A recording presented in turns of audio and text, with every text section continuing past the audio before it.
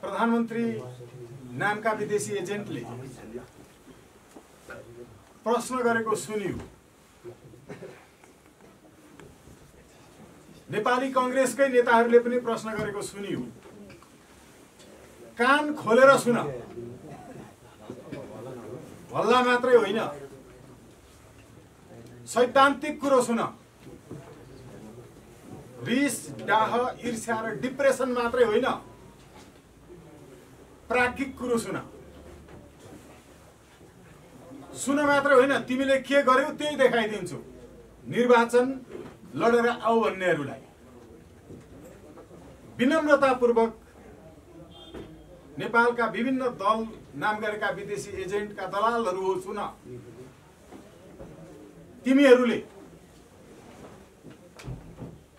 जंगलमा बसिरहेका 83 जना माओवादीलाई चुनावै नलडिकन संसदमा कसरी सांसद भनेर भित्रायौ? सुन जवाफ तिमीलाई। राजा अन्त्य गरेको भनेर तिमीहरूले चुनाव लडेको त कुरै छोड्नुस्, संसद भवन पनि नदेखेको जंगलभित्र बसिरहेको माओवादीको प्रचण्ड लगायत 83 जना मान्छेलाई चुनावमा सहभागी नै नभएको, जीवनमा एकचोटि भोट पनि नहालेको मान्छेलाई बिना चुनाव संसदमा सांसद बनाएर छिराएको होइन तिमीहरूले? अनि प्रश्न गर्छ हामीलाई, चुनाव लडेर आएका थियौ तिमीहरू 83 जना? थिएनौ। हो, यसरी हुन्छ। आन्दोलनबाट भने होइन। तिमी 83 जना चुनाव नलडिकन अन्तरिम व्यवस्थापिका संसदमा जंगलबाट सिधै जसरी सांसद भएर आयौ त्यसरी आउने हो बिना चुनाव। पुग्यो होला नि जवाफ? बुद्धि हुनु पर्यो, विवेक हुनु पर्यो, पढेको हुनु पर्यो, जानेको थाहा पाएको हुनु पर्यो। जनताको बीचमा गएर प्रश्न गरेर चुनाव लडेर आऊ, चुनावबाट वैधानिक हुन्छ।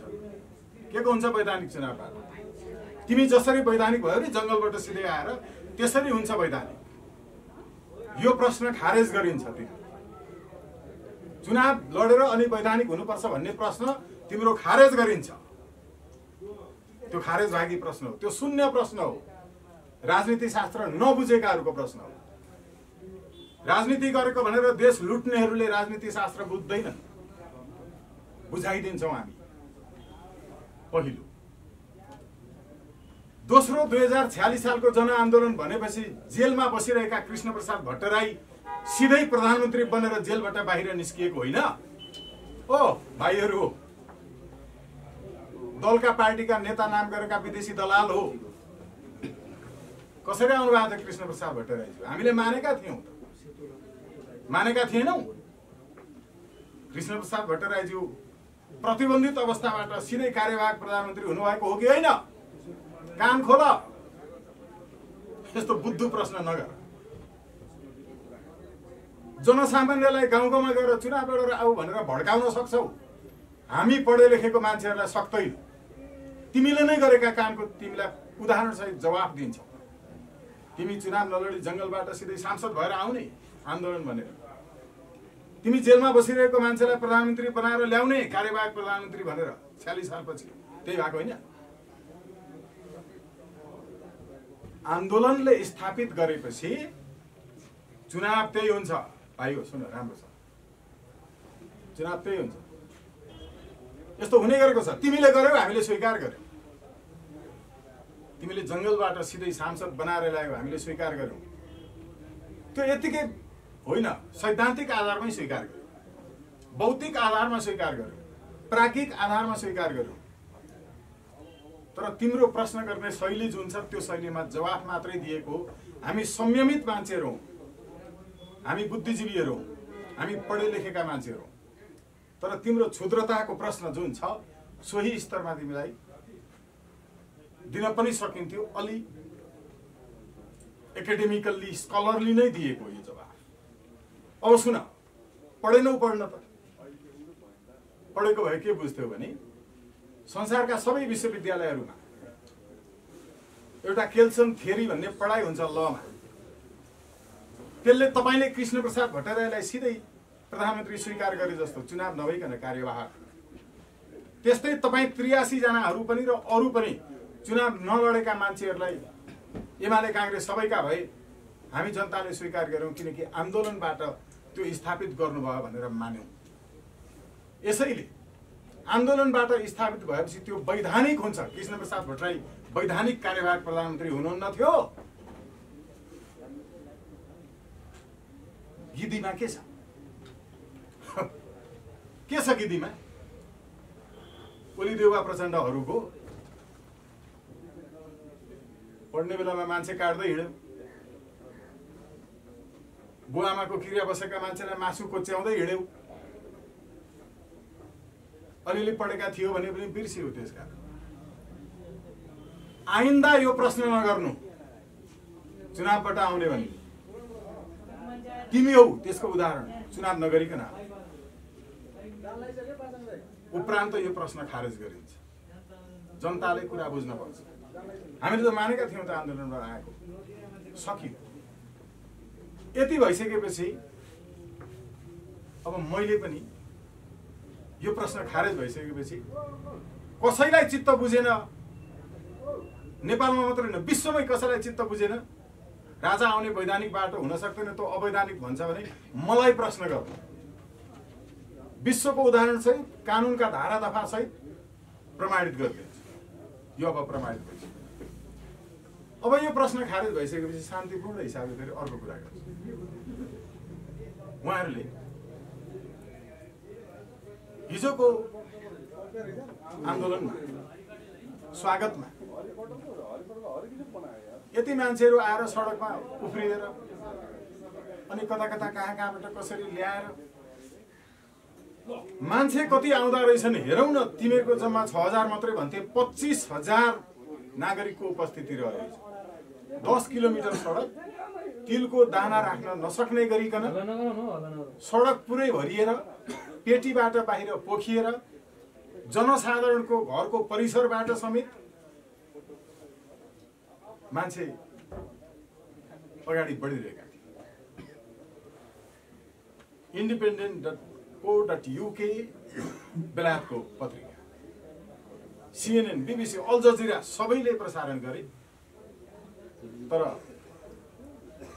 केही विदेशी दलाल मिडियाहरू जो आफूलाई ठुला मिडिया भन्छन्, राष्ट्रिय मिडिया नामका अराष्ट्रियहरू विदेशी दलालको मात्रै प्रशंसा गर्ने, जसले हामीले भन्दै आएको एमसीसी यसकारण खराब छ, उसले चाह्यो भने जुनसुकै बेला स्थगित गर्न सक्छ, नेपालका कारण स्थगित भयो भने ब्याज तिर्नुपर्छ, यो सत्य हो भन्दै थियौँ। तर विदेशी दलालको मात्रै समाचार बनाइ गरे। हो तिनै दलालहरूले त हिजो प्रसारण गरेन, त्यहाँको प्रसार गरेन। तिनै दलाल मिडियाहरूमा के आएछ भने योगी आदित्यनाथको फोटो राखेर के हो यो प्रश्न उठाइयो। तिमी ती दलका मानस पुत्रहरू तिम्रो मानस पिताको घरमा गएर हेर, तिनका पार्टी कार्यालयमा हेर,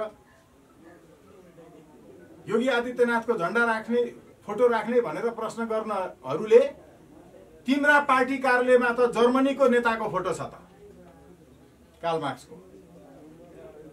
तिम्रा पार्टी कार्यालयमा त रसियाको नेताको फोटो छ त, लेनिनको। ओ विदेशी दलालको।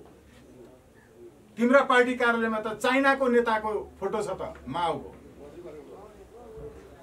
प्रधानमन्त्री स्वयं इन्डियन खुफिया एजेन्सीको तलबी कर्मचारी होइनन् र? होइन भने राति 12 बजे एक्लै इन्डिया खुफिया एजेन्सीको प्रमुखलाई भेटेर कति तलब बुझ्नुभयो? अनि आफ्नो कार्य प्रगति विवरणको जागिरको के प्रतिवेदन बुझाउनु भयो? परराष्ट्र मन्त्रालयको एकजना पनि कर्मचारी नराखिकन तपाईँ इन्डियन खुफिया तन्त्रको कर्मचारी हुनुभयो भन्दैमा नेपाललाई राष्ट्रघात गर्ने, सूचना बेच्ने यस्तो काम गर्न पाउनुहुन्थ्यो? तपाईले खुरुखुरु राति इन्डियन खुफिया एजेन्सीका प्रमुखसँग भेट्ने, तपाईले रसिया, जर्मनी र चाइनाका नेताहरूको फोटो राख्ने, अनि त्यो राजाको स्वागतमा आएको समूह मध्येको एकजना व्यक्तिले त्यहाँ 25 लाख मान्छे मध्ये जम्मा एकजना मान्छेले एउटा फोटो बोकेर आउनु भएको थियो। प्रदीप विक्रम राणा नाम राखे जस्तो लाग्थ्यो। त्यहाँ उहाँले के बुझ्नु भएछ भने मेरो कारणले आन्दोलनमा दाग लाग्छ, मेरो कारणले आन्दोलनमा प्रश्न उठ्छ, तर म चाहिँ व्यक्तिगत रूपमा जसरी नेपालमा कम्युनिजम चाहिन्छ, यो मार्क्सवाद चाहिन्छ भन्ने को फोटो राखे जस्तै नेपालमा राजा चाहिन्छ भन्ने योगी आदित्यनाथको फोटो उहाँले श्रद्धापूर्वक एउटा आध्यात्मिक व्यक्ति भनेर राख्नुभयो र आन्दोलनलाई दोष जान्छ होला भनेर यो आन्दोलनमा यसको केही सहभागिता छैन, मेरो मात्रै कुरा हो, व्यक्तिगत रूपमा म यो लिएर आएको भनेर आफ्नो नामै छापेर प्रदीप विक्रम राणाज्यूले चाहिँ आफ्नो नामसहित देखिने गरी छापेर ल्याएर देखाउनु भएको छ। प्रधानमन्त्री जस्तो इन्डियन खुफिया एजेन्सीको प्रमुखलाई राति एक्लै भेटे जस्तो लुकेर होइन। त्यसैले आफ्नो पार्टी कार्यालयमा र घरमा जर्मनी, चाइना र रसियाका नेताको फोटो राख्नेले योगी आदित्यनाथको फोटो बोकेर किन आएको राजाको स्वागतमा भन्ने प्रश्न, तिम्रो प्रश्न खारेज गरिन्छ। सगौरव प्रदीप विक्रम राणाले राखेकोमा, उहाँले आफ्नो तर्फबाट उहाँलाई सम्मान गरेकोमा कुनै आपत्ति छैन। अर्को कुरा उहाँ एक आध्यात्मिक व्यक्ति हो, नेता पछि हो आध्यात्मिक व्यक्ति। योभन्दा अगाडि पनि इन्डियाबाट विभिन्न गुरुहरू नेपाल आउँदा तपाईँ नेताहरू नै होइन खुरुखुरु जाने, आज योग छ भन्दै रामदेवको शिविरमा तपाईँहरू नै होइन गएर त्यहाँ खुट्टा ढोगिरहने, अनि एकजना धार्मिक आध्यात्मिक व्यक्तिको फोटो बोकेर हिँड्दा के को नाटक? पहिला तिम्रो पार्टी कार्यालयबाट हटाऊ, मार्क्स लेनिन र माओको फोटोहरू हटाऊ, गफ दिने जनताको बिचमा आएर हावादारी। सगौरव प्रदीप विक्रम राणाले त्यो फोटो राखेकोमा उहाँ आध्यात्मिक ढङ्गले उहाँलाई आफ्नो गुरु मान्नुहुन्छ र जिम्मेवारी अरूलाई छैन, म मात्रै जिम्मेवार हुन्छु भनेर फोटोमा नाम छापेर आउनु भएको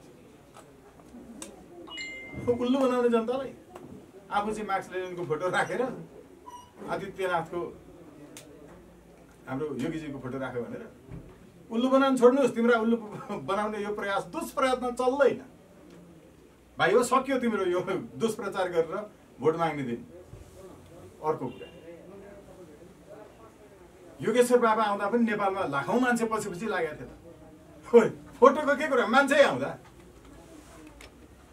अनि खुरुखुरु भेट्न जानुहुन्छ त योगी आदित्यनाथज्यूलाई। दुष्प्रचारको राजनीति, तिम्रो युग सकियो। डराएर लुकेर पनि केही गर्ने होइन, त्यो कसले के गरेछ त्यस्तो होइन। सिधा उहाँले राख्नु, उहाँ व्यक्तिगत रूपमा मान्नुहुन्छ। तिमी जस्तो राति भेट्नुहुन्न गएर, जीवनमा कहिल्यै भेटेको छैन उहाँले, फोटो राखेर हिँड्नुभयो, आदर्श लाग्यो उहाँले। यस्ता कुराले अब देशको प्रगतिको बाटो रोकिनेवाला छैन। यस्ता कुराले अब मुलुकको परिवर्तनको छलाङ छेकिनेवाला छैन। ढुक्क हुनुहोस्, तपाईँका यी कुनै दुष्प्रचार अफवाह विदेशी दलाल मिडियाले सार्वजनिक गर्दैमा केही हुनेवाला छैन। तिमीहरू त नेपालमा विदेशी हस्तक्षेपको प्रथम प्रवेश बिन्दु हो, जो अर्कै देशको राष्ट्रिय दिवसका दिन कभर पेजमै फुल पेजको विज्ञापन छापेर पैसा खान्छौ।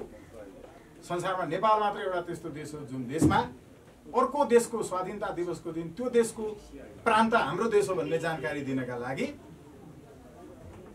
विज्ञापन छापेर पैसा लिन्छन् दूतावासबाट। राज्यलाई केही थाहा हुँदैन कति पैसा। यस्तो कपुत मिडियाहरू भएको ठाउँ केहीलाई भन्दैछु नि, सबैलाई होइन। अनलाइनहरूले पनि त्यसै गर्न थाले। देशभक्तिका सामु कुनै मिडिया कोही टिक्दैन, राष्ट्रवादिताका सामु कोही टिक्दैन। हिजो एउटै मिडियाले साथ नदिँदा पनि, तिमीहरू दलालका मात्रै समाचार देखाइरहँदा पनि हामी बोलिरहेका थियौँ। यसो भएको हुनाले यो विषय पनि सकिएको छ।